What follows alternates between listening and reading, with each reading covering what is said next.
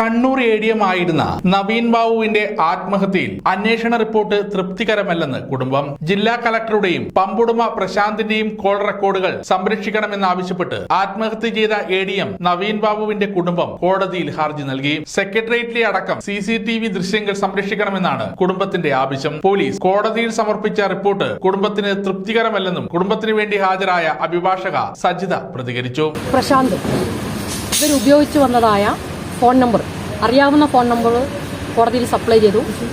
അതല്ലാതെ മറ്റു phone number ഉപയോഗിക്കുന്നുണ്ടെങ്കിൽ അത് കണ്ടെത്തിയിട്ട് അതിൻ്റെ കോൾ ഡാറ്റ റെക്കോർഡ്സ്, അവരുടെ ടവർ ലൊക്കേഷൻ, ഇതൊക്കെ സംരക്ഷിക്കണമെന്നാവശ്യപ്പെട്ടുകൊണ്ട് അത് കളക്ട് ചെയ്ത് കോടതിയിൽ സമർപ്പിക്കണമെന്നാവശ്യപ്പെട്ടുകൊണ്ടാണ് ഹർജി ഒന്നും ആവശ്യപ്പെട്ടിട്ടുള്ളത്. കാരണം ഇത് സമയം കഴിയുന്നതോടുകൂടി ഇതൊക്കെ വാനിഷായി പോകും, ഇത് പിന്നെ കിട്ടില്ല. അപ്പോൾ കേസിൻ്റെ ഏതെങ്കിലും ഒരു സ്റ്റേജിൽ ഇത് ആവശ്യം വന്നാൽ, അല്ലെങ്കിൽ പിന്നീട് ഏതെങ്കിലും ഒരു ഏജൻസി മാറി വന്ന് അന്വേഷണം ഏറ്റെടുക്കുകയാണെങ്കിൽ ഈ സയന്റിഫിക്കായ ഈ എവിഡൻസ് നഷ്ടപ്പെട്ടു പോകും. അതുകൊണ്ട് അത് കണ്ടെത്തി പ്രിസർവ് ചെയ്യാൻ വേണ്ടിയിട്ട് അന്വേഷണ ഉദ്യോഗസ്ഥന് ഡയറക്ഷൻ കൊടുക്കണമെന്ന് പറഞ്ഞിട്ടാണ് ഒരാവശ്യം ഉന്നയിച്ചിട്ടുള്ളത്.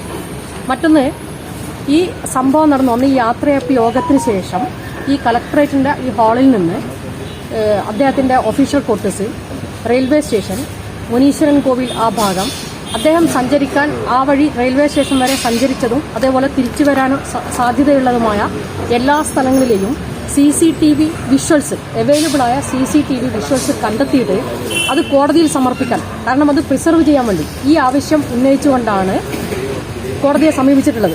കോടതിയിൽ സമർപ്പിച്ച ഫോൺ നമ്പർ അല്ലാത്ത മറ്റു ഫോൺ നമ്പറുകൾ കളക്ടറോ പ്രശാന്തോ ഉപയോഗിക്കുന്നുണ്ടെങ്കിൽ അതിന്റെ കോൾ ഡാറ്റ റെക്കോർഡുകളും ടവർ ലൊക്കേഷനുകളും സംരക്ഷിക്കണമെന്നാവശ്യപ്പെട്ടാണ് ഹർജി നൽകിയിരിക്കുന്നത്. പ്രശാന്തിന്റെ കോൾ റെക്കോർഡ്സും അതിന്റെ CDR ഒക്കെ എടുക്കാൻ പറഞ്ഞിട്ടുണ്ട്. പ്രശാന്തിന്റെ നമ്പർ സംബന്ധിച്ചുള്ള യാതൊന്നും ഈ റിപ്പോർട്ടിൽ കാണുന്നില്ല. അതുകൊണ്ട് തന്നെ ഈ വിഷയത്തിൽ ഇതിലാണ് ഇന്ന് വാദം നടന്നത്. ഇത് വിധി പറയുന്നതിലേക്ക് ഡിസംബർ 3 മാറ്റിവെച്ചിരിക്കുകയാണ്.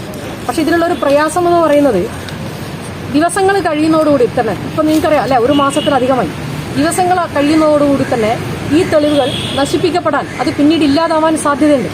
അതുകൊണ്ട് തന്നെ നവീൻ ബാബുവിന്റെ കുടുംബവുമായി ആലോചിച്ച് ഈ കേസിന്റെ അന്വേഷണം മറ്റേതെങ്കിലും ഏജൻസിയെ ഏൽപ്പിക്കുന്നത് സംബന്ധിച്ചിട്ടുള്ള ഒരു ആലോചന മിക്കവാറും നടത്തേണ്ടി വരും. സമഗ്ര ന്യൂസ്, കണ്ണൂർ.